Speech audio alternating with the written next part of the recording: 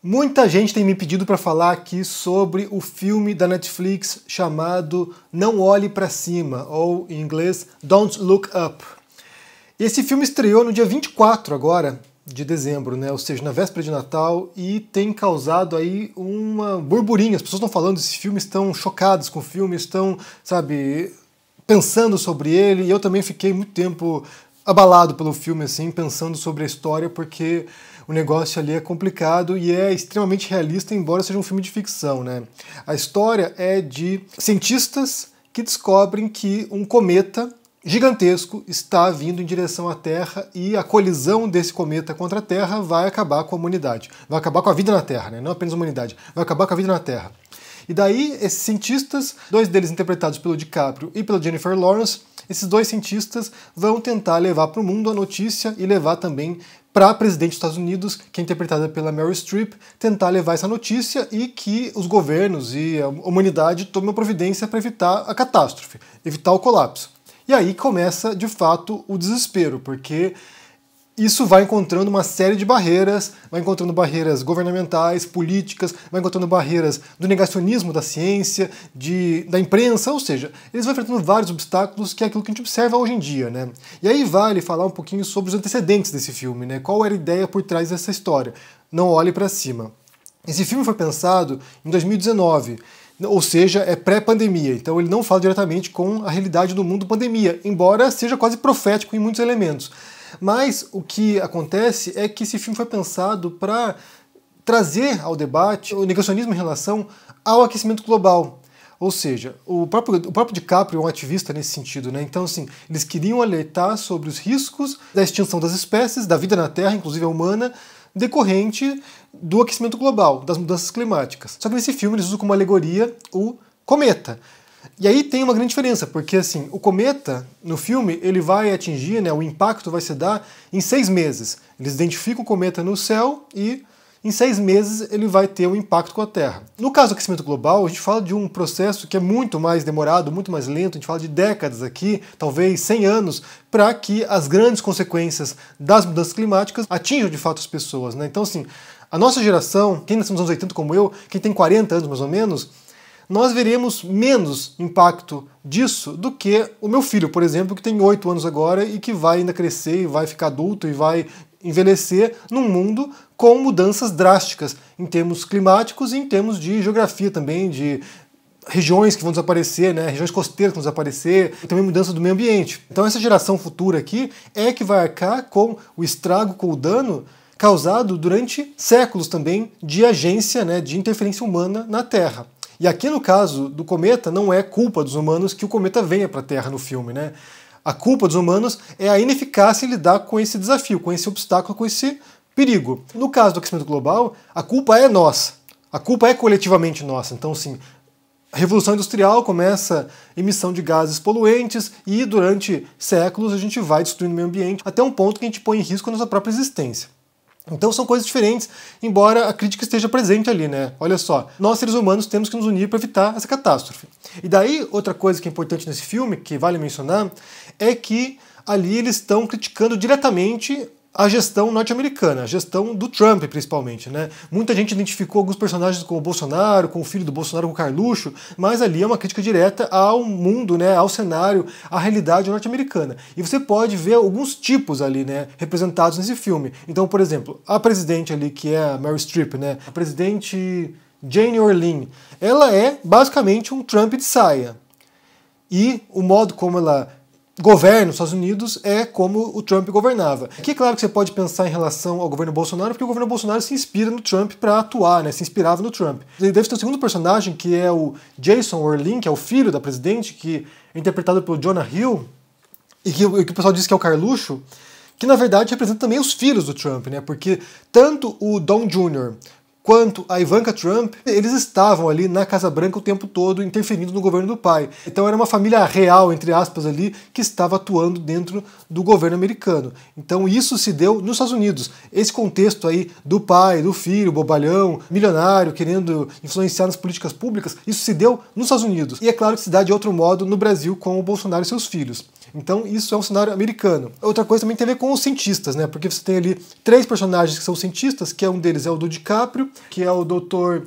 Randall Mindy. Você tem a personagem da Jennifer Lawrence, que é a Kate DiBiase, e você tem também o personagem do Rob Morgan, que é o Dr. Oglethorpe.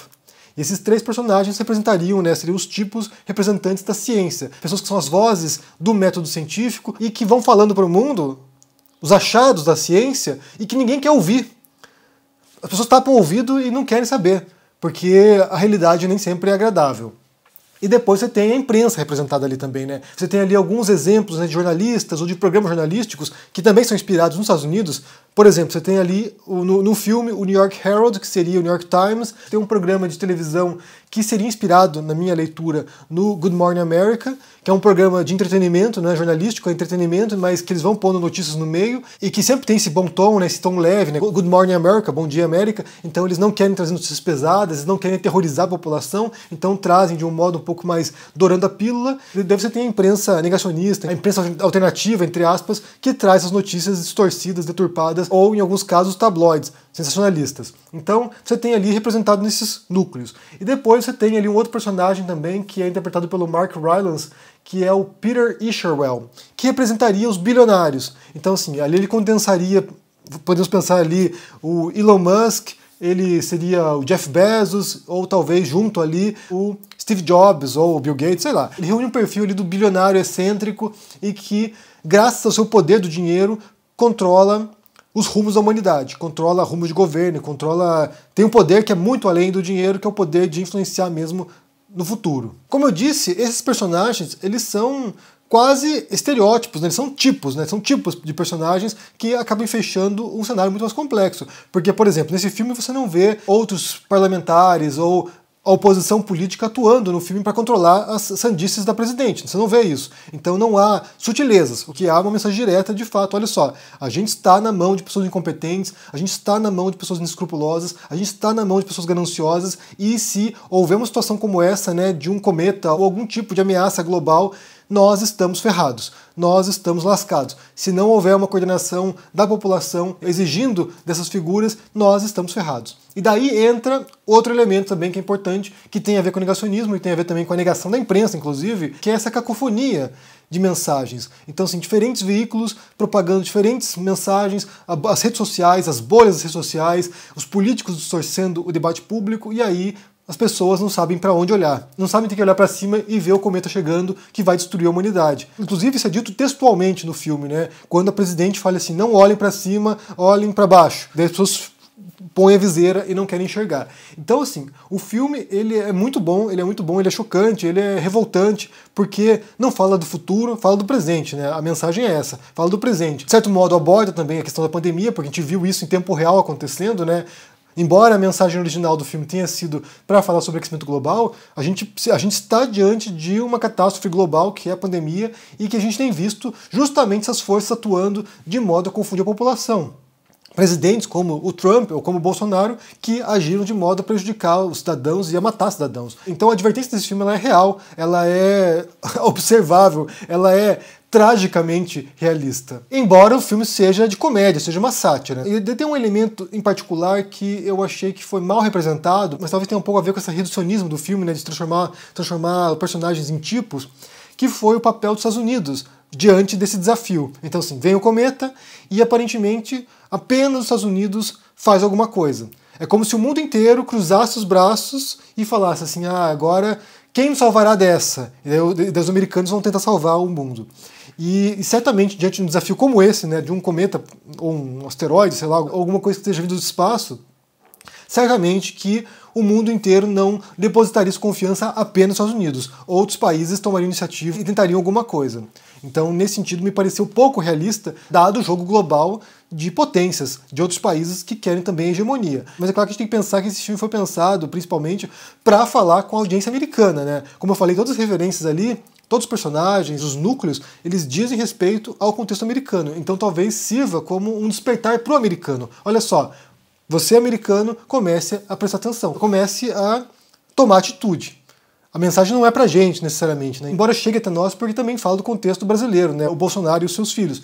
Mas, no geral, a mensagem ela é particularmente voltada para a audiência americana, e eu acho que com esse propósito acabam também simplificando um pouco o contexto mundial, né, a realidade. Deixa eu falar desse filme sem dar spoilers, porque tem muitas coisinhas ali no meio do filme ali que tem, você sabe, seus pontos de reflexão que a gente poderia abordar.